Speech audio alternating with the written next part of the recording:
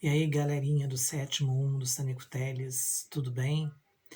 Começando a primeira semana do PET 3, né, do terceiro volume da apostila do governo. E nesta primeira semana, ele vai tratar conosco sobre a formação das monarquias nacionais. Esse é o tema da semana. Nós já chegamos a comentar com vocês, se não chegamos, vamos aproveitar a oportunidade. Vocês lembram que durante um determinado período da Idade Média, a maioria da população europeia ela viveu nas áreas rurais, um período que nós chamamos de feudalismo. Mas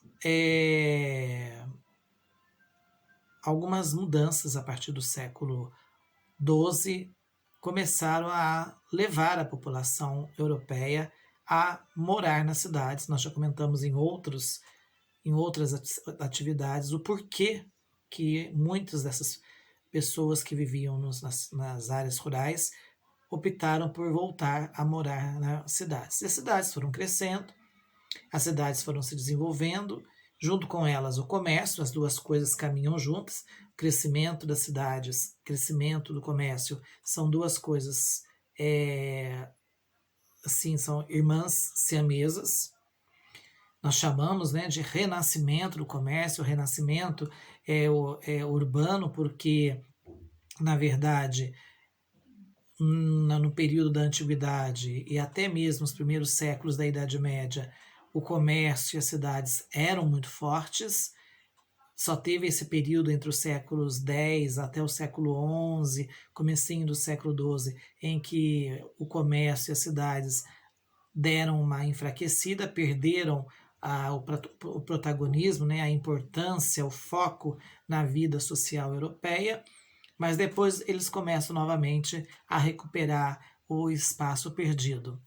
E quando nós chegamos lá nos séculos XIV, XV, XVI, as cidades e o comércio era o que havia de mais moderno, era o que havia de força, era o que estava bombando na Europa.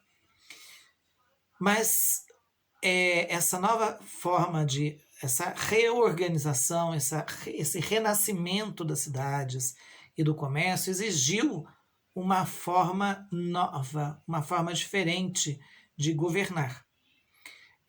Porque até então, enquanto as pessoas estavam morando nas áreas rurais, quem davam as ordens eram os donos das propriedades rurais, o que na história ficaram conhecidos como senhores feudais.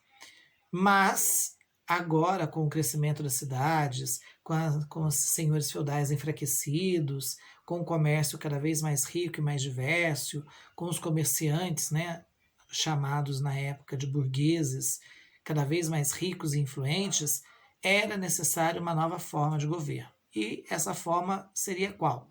Seria um governo único, uma pessoa, uma figura central, que criaria, uniria todas as regiões que falavam, todos os reinos, né, todos os feudos que falassem a mesma língua, que falassem o mesmo idioma, seriam unificados, expandindo, facilitando a prática do comércio por todas aquelas regiões, por todos aqueles reinos que antes estavam divididos entre si por causa dos senhores feudais. E esse governante único criaria uma única moeda, um único exército, um único código de leis, ou seja, seria um país do jeito que a gente conhece hoje. Então começam a surgir na Europa as chamadas monarquias nacionais. Monarquias porque quem passa a ser o governante é o monarca. O monarca é o rei. E nacionais por quê? Porque agora ele é o responsável por uma nação, ou seja, por um grupo grande de pessoas que antes estavam divididas, vivendo isoladamente, sob o comando de um grande proprietário de terra, de um grande senhor de terras. Ok? No que isso seria vantajoso para os burgueses? Eles agora teriam condições e teriam um governo que passaria a investir no crescimento do comércio, que era da onde eles tiravam a sua riqueza. Quanto mais investimentos políticos no comércio, mais o comércio cresceria, mais rica essa burguesia ficaria. E aí, meus queridos, vem as atividades. A atividade 1 pergunta, né? O que são monarquias centralizadas? Então, seriam o poder nas mãos do rei. O rei torna-se a figura política central, a figura política mais importante. Na letra B, como se deu o processo de ascensão dos reis e a queda dos senhores feudais? Os reis foram ascendendo conforme a burguesia foi se enriquecendo e foi apoiando eles politicamente. E conforme as cidades foram crescendo, cada vez mais as áreas rurais foram ficando vazias em termos de população e as cidades cada vez mais cheias. Então, os senhores feudais já não tinham aquele controle que eles tinham sobre a maioria da população. A letra C da atividade 1. Qual era o interesse dos comerciantes na centralização do poder? Com o poder nas mãos de uma única pessoa, essa pessoa ela passaria a atender os interesses desses burgueses, que, como eu disse anteriormente, seria o quê? Investir no comércio. Para quê? Para que o comércio se expandisse cada vez mais, se expandindo, ele geraria cada vez mais lucros, mais riquezas para a burguesia. E o rei também. Por quê? Porque essa burguesia, com o comércio cada vez mais em expansão, pagaria cada vez mais impostos. E pagando impostos, deixaria esse país, deixaria essa nação, essa monarquia e o rei, que era o governante, cada vez mais rico. Na letra D, de que maneira os comerciantes contribuíram para fortalecer o poder do rei? Eles passaram a apoiar politicamente o rei.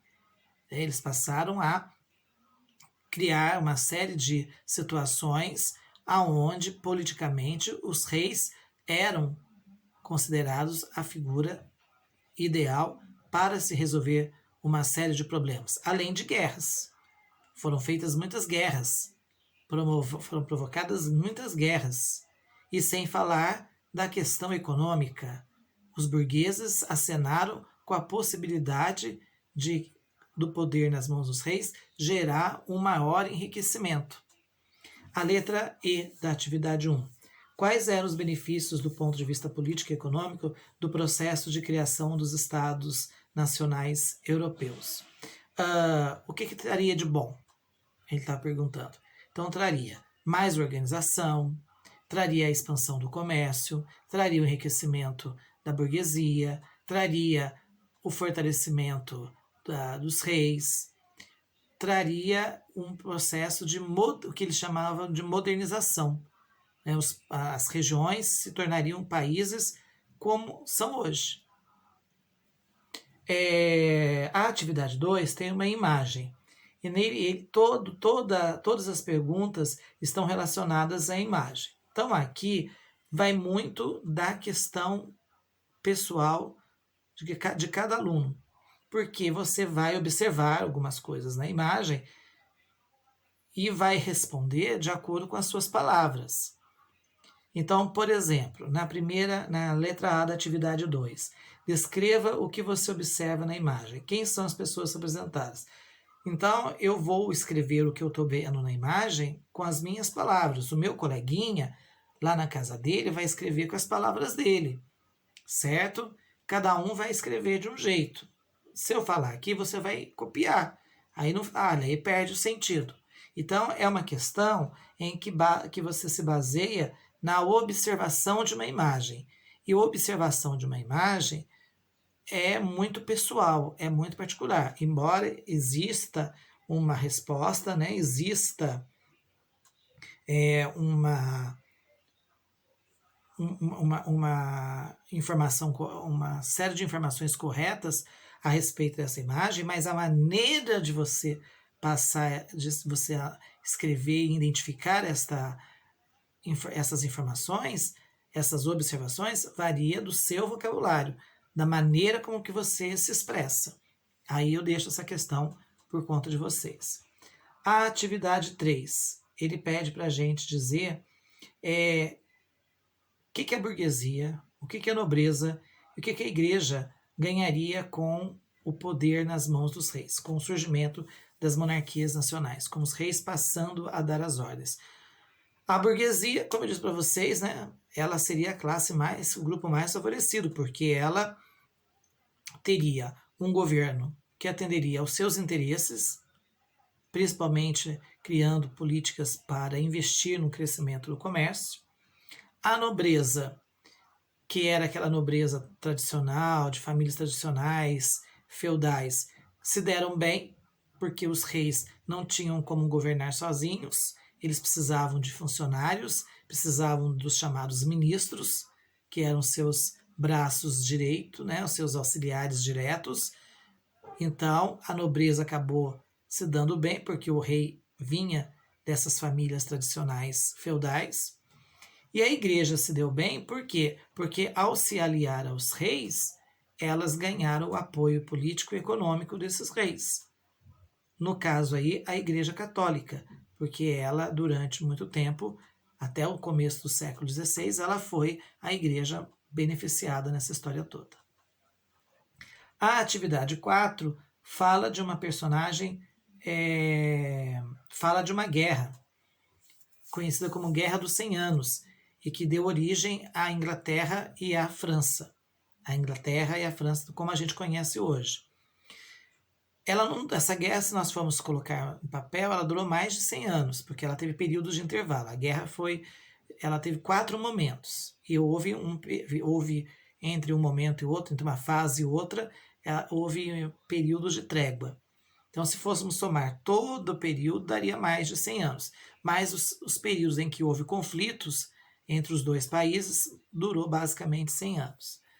Isso acabou fazendo o quê? Enfraquecendo os senhores feudais e fortalecendo o poder da realeza. E chama atenção aqui, então, a mesma coisa. Tem uma imagem que representa a Guerra dos 100 Anos e você vai descrever o que você está vendo na imagem com as suas palavras. O jeito de solucionar é igual da questão anterior. E lá embaixo tem uma pintura famosa que representa Joana d'Arc, que participou dessa Guerra dos 100 Anos. A Joana d'Arc, para quem não sabe, ela era uma camponesa que teve uma visão, e a visão que ela teve, né, uma visão celestial, na qual ela era convocada a lutar na guerra a favor da França, porque ela era francesa, morava no interior da França, e a missão dela, dada pela divindade, era evitar que a França perdesse a guerra e fosse dominada pelos ingleses. Então acontece uma série de fenômenos milagrosos durante esse período que ela vai para a cidade e entra para o exército, mas como mulheres não podiam lutar, ela se traveste de homem. E depois de se destacar como uma grande guerreira e a França conseguir impedir a invasão inglesa, os ingleses acusam a Joana d'Arc, descobrem que ela era uma mulher, acusam ela de bruxa, de feiticeira. Os franceses, influenciados pela igreja, acabam comprando a ideia dos ingleses e ela é condenada a morrer queimada em praça pública como uma bruxa, como uma feiticeira. Esse era o destino das bruxas, das ditas feiticeiras naquela época. Então, mas é uma história trágica, mais de uma mulher que tinha fé e tinha um grande amor pelo seu país, pelo seu povo, certo? Então, o que ele pede para você fazer? Apenas fazer um paralelo entre a Joana d'Arc e o jeito que as mulheres viviam na Idade Média. Então, a Joana d'Arc é o oposto, né? Porque a mulher na Idade Média era muito reprimida. Ela era uma propriedade totalmente submissa ao homem. A Joana não. A Joana ela larga a família no interior, ela vai para a cidade, ela se traveste de homem, ela entra para o exército, ou seja, ela faz todo um processo que uma mulher normal não faria. Seria radicalmente proibida de fazer. Por isso que quando descoberta a sua verdadeira identidade, o seu verdadeiro gênero sexual, ela é considerada uma bruxa. Como que uma mulher pode se passar por homem e ser uma guerreira de primeira como ela foi, responsável praticamente pela vitória dos franceses. Aí você vai fazer esse paralelo, né? Você vai escrever um pouquinho sobre como era a vida das mulheres na Idade Média e comparar com a história da Joana d'Arc e ver o que a Joana traz de diferente na vida dela em relação às mulheres do período em que ela viveu. Tá certo? Lembrando que depois, muito tempo depois, a igreja vai reconhecer que cometeu né, a igreja católica vai reconhecer que cometeu um grande erro e vai canonizar a Joana d'Arc e ela vira uma santa, né? Ela se torna a santa mais popular da França. Bem, tá facinha a atividade dessa semana. Um abraço para vocês e até a semana que vem.